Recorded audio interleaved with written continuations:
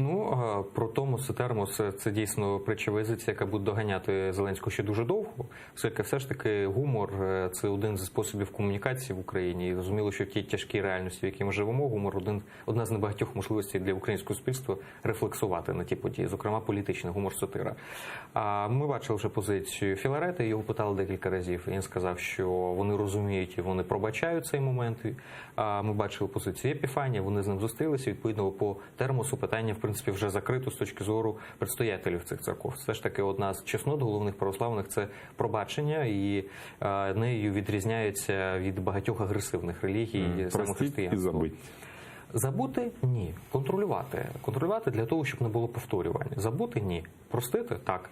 А якщо говорити про Онуфрія, то чи це є розжиганням? Дійсно, для частини суспільства, безумовно, це буде подразником. Але в умовах, коли зустріч відбулася з усіма, зустріч відбулася в пропорції 2:1, якщо б Зеленський зустрівся виключно з Онуфрієм, або з Онуфрієм першим, потім з Епіфанієм через декілька днів, а потім, наприклад, з Філаретом не зустрівся, або зустрівся там через місяць, то, безумовно, це створило би напруження.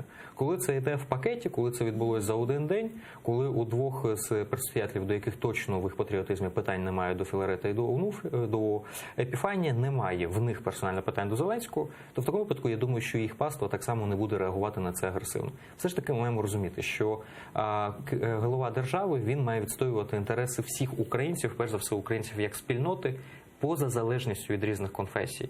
І держава має створювати правила гри, які б, знову ж таки, дозволяли можливо самореалізуватися всім конфесіям. Безумовно, там, де є державний інтерес, держава має його захищати.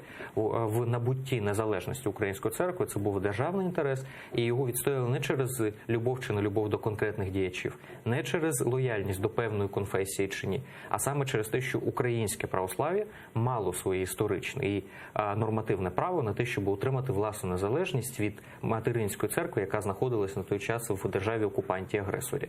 Відповідно, в цих умовах Зеленський зараз має відійти на крок назад, дистанціюватися і спробувати деескалювати рівень протистояння саме в суспільстві, для того, щоб дати можливість українській церкві розвинутися якомога сильніше, якомога швидше, в максимально неконфліктних умовах.